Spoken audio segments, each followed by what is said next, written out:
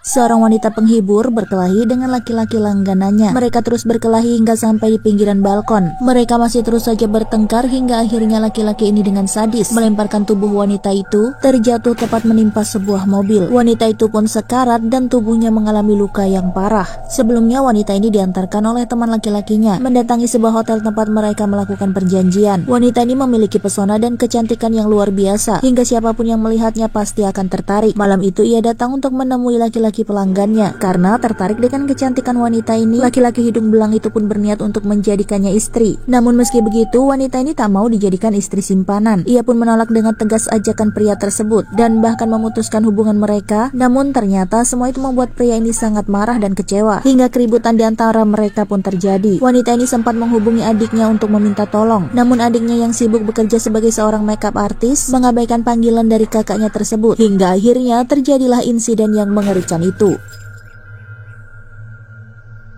Setelah mendapatkan kabar tentang kondisi kakaknya, wanita ini pun bergegas pergi ke rumah sakit. Kondisi wanita itu sangat parah, terdapat banyak sekali tulang-tulangnya yang patah, serta kemungkinan untuk hidup kembali pun sangat kecil. Namun setelah diselidiki kembali, pada hasil ronsen bagian kepala wanita itu terdapat benda-benda aneh, seperti jarum-jarum kecil di seluruh bagian wajahnya. Wanita ini pun sangat penasaran benda apakah yang ada di wajah kakaknya itu. Beberapa hari kemudian, dokter pun menyatakan bahwa wanita itu telah meninggal dunia. Semua peralatan yang menempel di tubuhnya dilepaskan. Namun terlihat dengan jelas bagaimana wanita itu tidak ikhlas dengan kepergian sang kakak. Lalu setelah tubuhnya ditutup dengan kain putih, tiba-tiba mayat wanita itu bergerak sendiri. Dokter kemudian membuka kain penutup wanita itu. Seketika wanita ini pun kembali terduduk dengan tubuhnya yang kejang. Beberapa saat kemudian dokter berhasil menenangkannya. Lalu pada malam harinya tiba-tiba saja wanita ini terbangun. Sementara itu seorang pasien yang satu kamar dengannya merasa ketakutan dan terus menunjuk ke suatu arah. Saat Ayu memanggil perawat, tiba-tiba saja kakaknya itu bangkit dan terduduk di tempat tidurnya sambil matanya melotot dan memandang ke satu arah, dan ternyata ada sosok wanita di sudut ruangan. Keesokan paginya Laras pun kemudian dibawa keluar dari rumah sakit itu untuk menuju ke sebuah kampung, di mana kampung itu adalah tempat mereka kecil tinggal. Laras kemudian dirawat di sana dengan tujuan mereka akan mencarikan orang pintar yang bisa mengobati Laras. Keesokan paginya Ayu pun mendatangi Pak Lurah. Ia menanyakan apakah ada orang pintar di sekitar kampung itu. Pak Lurah kemudian memberitahu Ayu tentang seorang ustadz yang sering didatangi warga di desa mereka. Ayu pun kemudian berpamitan dan segera pergi menuju rumah ustadz tersebut. Beberapa saat kemudian Ayu pun sampai di rumah seorang ustadz. Namun perjalanan Ayu ternyata diawasi oleh beberapa orang pemuda. Mereka pun penasaran dengan apa yang dilakukan oleh Ayu. Selama tinggal di kampung, Ayu ditemani oleh Arman. Dari sinilah Arman mengetahui bahwa ternyata orang tua Ayu juga merupakan seorang makeup artist. Arman kemudian berjanji akan membantu Ayu dan menemaninya hingga Laras sembuh. Hal itu membuat Ayu sedikit tenang karena setidaknya ia tak sendirian. Ketika malam tiba, Ayu yang sedang bersantai tiba-tiba mencium bau tak sedap. Bau itu berasal dari sebuah patung manekin di sudut ruangan. Ayu kemudian membuka bagian manekin yang retak. Ternyata ada belatung dan darah di dalam manekin itu. Ayu pun menjerit ketakutan hingga membuat Arman datang. Arman kemudian memeriksa dan meletakkan kembali patung manekin itu. Namun di tangan Arman, patung itu hanyalah patung biasa. Arman mengatakan mungkin saja Ayu kelelahan. Keesokan paginya, Ustadz Rahmat pun mendatangi rumah mereka. Ustadz Rahmat pun langsung memeriksa kondisi Laras. Ustadz ini mengetahui bahwa Laras menggunakan susuk dan butuh sedikit tenaga untuk mengeluarkan susuk dari tubuh Laras. Ia pun mulai berusaha untuk mengeluarkan susuk dari dalam tubuh Laras. Sambil membaca doa, tubuh Laras pun mulai kesakitan. Seorang ustadz sedang mencabut susuk jarum emas yang ada di leher wanita ini. Selain di leher, wanita ini juga memasang susuk di bagian dagu dan masih banyak lagi susuk di bagian wajah lainnya. Wanita itu pun mengamuk kesakitan ketika susuk-susuk di wajahnya dicabut. Wanita itu terus mengamuk hingga mencakar wajah ustadz tersebut. Terlihat bagian pipi ustadz itu berdarah dan mengalami luka yang cukup parah. Ustadz kemudian kembali menggunakan air yang sudah dibacakan doa. Barulah wanita itu mulai tenang dan tertidur. Tak sanggup membuang semua susuk yang ada di tubuh wanita itu, ustadz ini pun kemudian berpamitan pulang. Sebelum pergi, ia berpesan agar mereka mengikhlaskan kepergian wanita itu. Namun mendengar itu, adiknya justru marah. Ia yakin bahwa kakaknya itu belum meninggal. Tetapi mengapa ustadz itu berkata demikian? Dari kejauhan ada seorang pemuda yang terus mengawasi kejadian di rumah Ayu. Sehari setelah Setelah itu Ustadz ini pun akhirnya dinyatakan meninggal dunia dengan wajah menghitam akibat luka cakaran. Para warga pun heboh dengan kematian mendadak Ustadz tersebut. Lalu pemuda begundal ini kemudian menceritakan kepada warga bahwa sehari sebelum kematiannya ia melihat Pak Ustadz mendatangi rumah Ayu dan berusaha mengobati Laras yang sakit parah serta mengeluarkan susuk dari tubuhnya. Sementara itu mereka berdua tidak mengetahui jika Pak Ustadz itu sudah meninggal. Sampai akhirnya mereka mendengarkan pengumuman di musola. Mereka pun berusaha menenangkan suasana dan mengatakan bahwa semua itu tak ada hubungannya dengan Laras. Laki-laki itu kemudian berpamitan pergi. Lalu tak lama kemudian Pak Lurah pun mendatangi rumah Ayu. Kedatangannya bermaksud untuk menjenguk Laras yang sedang sakit parah. Selain itu Pak Lurah juga mengatakan tentang kehadiran Arman yang tinggal serumah dengan Ayu, sebab kabar itu sudah menyebar di seluruh warga dan menjadi perbincangan hangat yang sangat tak enak didengarkan. Selain karena pria itu bukanlah anggota keluarga mereka, sangat tak layak jika pria itu tinggal serumah dengan Ayu serta Laras, walaupun mereka tidak melakukan hal yang aneh-aneh. Sementara itu Arman ternyata mendatangi rumah seorang paranormal. Ia pun menceritakan apa yang terjadi dengan Laras. Paranormal itu kemudian menyuruh Arman agar membawa Laras ke tempatnya. Sementara kondisi Laras kini semakin parah. Sebagian tubuhnya sudah mulai membusuk serta terus mengeluarkan darah.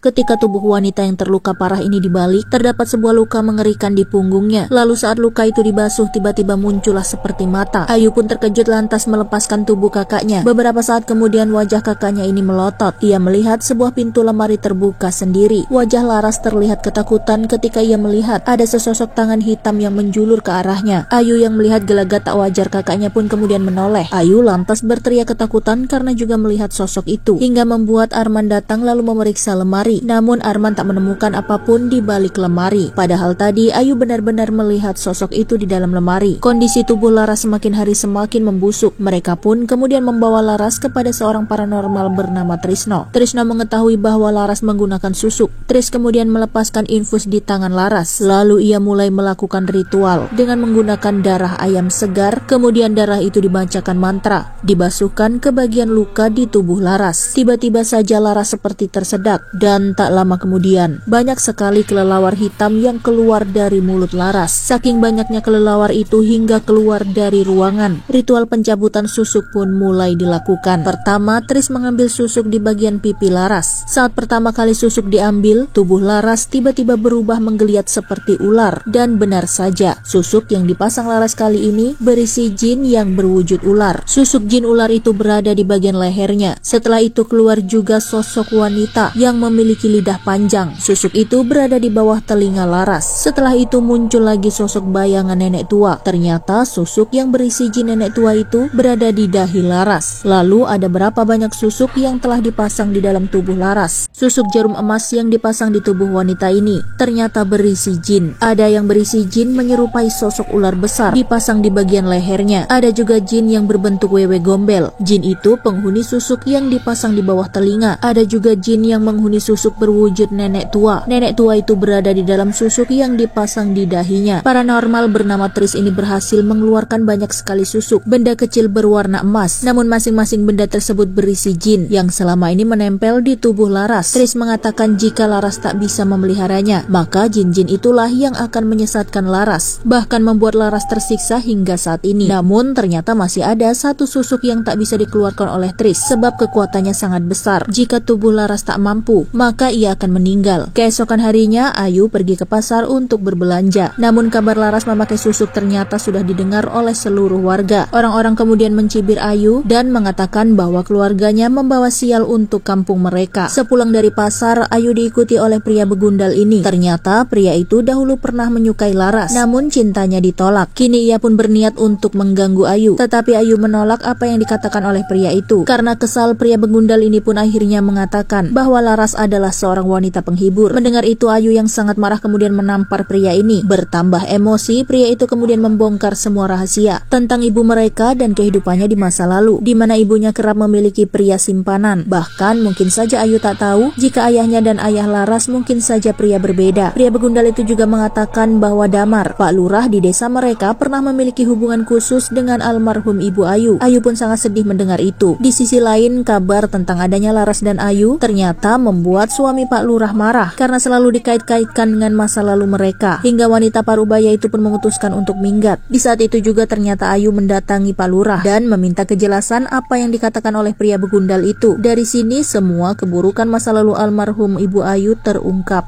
Meskipun leher wanita ini terluka parah, namun ia tak bisa meninggal. Tubuh wanita ini hanya bisa tergeletak dan terus meringis kesakitan. Karena tak juga meninggal, seorang dukun akhirnya memutuskan untuk menguburkan jasad wanita itu dengan cara melakukan sebuah ritual. Setelah tubuhnya dikubur hidup-hidup, barulah wanita itu beristirahat dengan tenang. Mengenang cerita tentang ibunya, Ayu pun menjadi sangat sedih. Karena itulah yang terjadi saat ini kepada kakaknya. Namun Ayu masih belum bisa mengikhlaskan sang kakak, sebab hanya Laraslah satu-satunya saudara yang masih ia miliki. Di tengah sunyinya malam, tiba-tiba saja lampu padam. Di saat itu Ayu tiba-tiba terbangun. Ayu pun mendapati kakaknya Laras sudah tidak ada di tempat tidur. Melihat itu, Ayu kemudian mencari di sekeliling rumah. Namun ia tak juga menemukan sang kakak. Hingga akhirnya tepat di belakang rumah, Ayu mendengar suara di balik kain. Karena penasaran, Ayu kemudian membuka kain tersebut. Ayu kemudian melihat seorang wanita sedang memandikan kakaknya. Tak lama kemudian wanita itu menyadari kehadiran Ayu. Ia pun menoleh dan menatap Ayu dengan tajam. Tentu saja Ayu ketakutan dan berteriak. Arman kemudian menemukan Ayu dan mereka juga menemukan Laras tergeletak di tanah. Mereka kemudian membawa kembali tubuh Laras ke dalam rumah. Terlihat lalat mulai berkerumun mengerumuni tubuh Laras yang semakin hari semakin membusuk. Arman kemudian berkata kepada Ayu bahwa apapun usaha mereka semua akan sia-sia. Arman kemudian meminta kepada Ayu untuk mengikhlaskan kakaknya dan membiarkannya pergi dengan tenang. Namun apa yang dikatakan oleh Arman justru membuat Ayu malah mengamuk. Ia benar-benar tak ingin kehilangan kakaknya itu. Di tengah perdebatan mereka, tiba-tiba saja Damar si Pak Lurah ada di sana dan mengajak Ayu untuk pergi ke suatu tempat. Ternyata Pak Damar ingin mengajak Ayu ke rumah seorang mbah dukun, di mana mbah dukun itulah yang dahulu melakukan ritual penguburan Ibu Ayu sebelumnya. Namun ternyata dukun itu sudah meninggal. Pak Damar kemudian kembali ke mobil dengan wajah yang murung.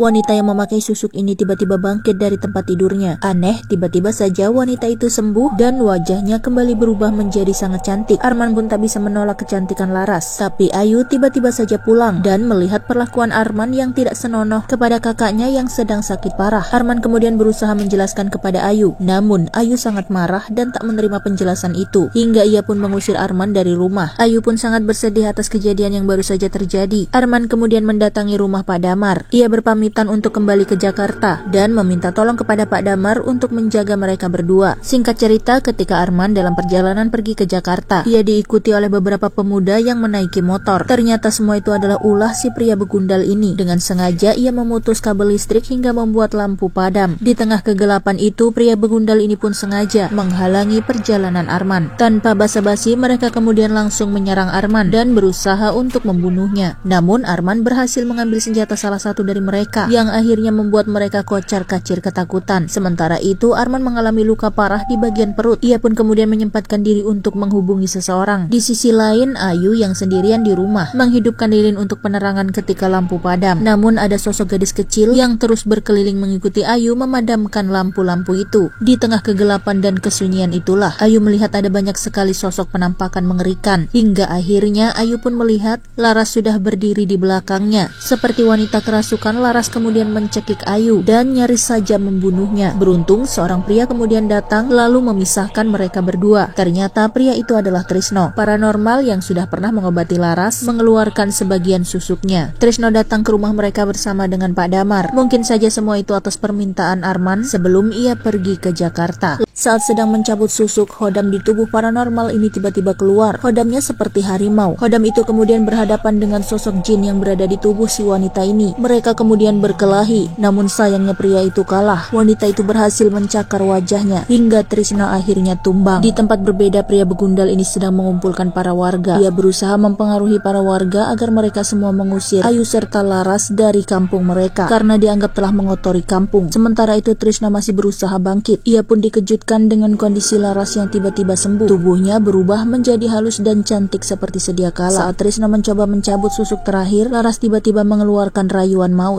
laki-laki mana yang mampu berpaling dari kecantikan Laras. Bahkan Trisno saja tak bisa konsentrasi dengan tujuan awal, tapi semua itu hanya tipu daya jin saja. Laras kemudian menggigit leher Trisno hingga Trisno mengalami luka yang cukup parah. Trisno pun akhirnya meninggal dunia dengan tubuh yang tercabik-cabik. Ayu dan Pak Damar segera masuk ke dalam ruangan dan menutup tubuh Laras dengan selembar kain, lalu kemudian ia berpesan kepada Ayu, tidak ada jalan lain selain membawa jasad Laras dan menguburkannya hidup-hidup di makam sang ibu, sama seperti ibunya kala itu. Tubuh seorang wanita ditutup dengan menggunakan selembar kain. Wanita itu akan dikuburkan hidup-hidup, disatukan dengan makam ibunya yang dahulu meninggal dengan cara yang sama. Sementara itu, rombongan para warga sudah mulai berkumpul. Mereka memaksa Ayu untuk keluar dari rumah itu. Di tengah kepanikan, tiba-tiba saja Arman muncul dari pintu belakang. Pak Damar kemudian menitipkan Ayu dan Laras kepada Arman untuk dibawa ke pemakaman. Sementara Pak Damar akan menghalau para warga. Pak Damar kemudian keluar dari rumah itu. Karena banyaknya jumlah warga, mereka pun akhirnya menjebol masuk ke dalam rumah. Saat masuk di dalam rumah, mereka menemukan mayat Trisno. Namun pria begundal ini tidak menemukan Ayu dan juga Laras. Hal itu membuat mereka menjadi sangat marah, lalu kemudian menarik tubuh Pak Damar keluar dari dalam rumah. Pak Damar kemudian dipukuli oleh warga hingga ia terluka parah dan tewas. Setelah melihat ayahnya meninggal, Ayu kemudian bergegas lari dari tempat itu. Namun pria ini melihatnya. Dia pun nekat menghalangi laju mobil. Arman yang terlanjur emosi menabrakkan mobilnya ke sebuah pohon besar. Pria ini tubuhnya terjepit dan ia mengalami luka yang parah. Beberapa saat kemudian pria ini pun akhirnya meninggal. Singkat cerita, mereka sampai di pemakaman. Di tengah gelapnya malam, mereka berdua mencari makam Ibu Ayu yang berada di bawah sebuah pohon beringin besar. Karena Arman terluka parah, akhirnya Ayu sendiri yang berusaha menggali makam ibunya. Saat hendak dimakamkan, tubuh wanita ini tiba-tiba bergerak sendiri. Tubuh Laras kembali bangkit dan ia pun langsung menyerang Ayu. Laras pun kemudian mencekik Ayu dan berusaha membunuhnya. Arman segera datang menolong, namun sayangnya tubuhnya yang telah terluka tak mampu melawan kekuatan Laras. Laras pun dengan sadis menggigit leher Arman, lalu kemudian mencabik-cabik tubuhnya sama seperti Trisno. Setelah itu, tubuh Laras kemudian mendekati Ayu. Tiba-tiba saja sikap Laras menjadi lembut. Ia pun kemudian memeluk adiknya seolah-olah itu benar-benar Laras sungguhan. Namun Ayu tak lagi percaya dengan Laras. Ayu pun kemudian mendorong tubuh Laras masuk ke dalam makam bercampur dengan jasad ibunya. Tubuh Laras kemudian layu dan membusuk. Ayu kemudian menimbun kembali makam itu. Di tengah gelapnya malam, terlihat juga jasad Arman tergeletak di samping makam. Hingga keesokan harinya, Ayu berhasil memakamkan mereka semua. Ayu kemudian berjalan memasuki mobil milik Arman. Di akhir cerita kita akan diperlihatkan bagaimana Ayu mulai memperbaiki diri dan menghapus air matanya. Mungkin saja setelah ini Ayu akan mengikuti jejak ibu dan juga kakaknya, memasang susuk menjadi wanita penghibur, dan itu memang turun-temurun.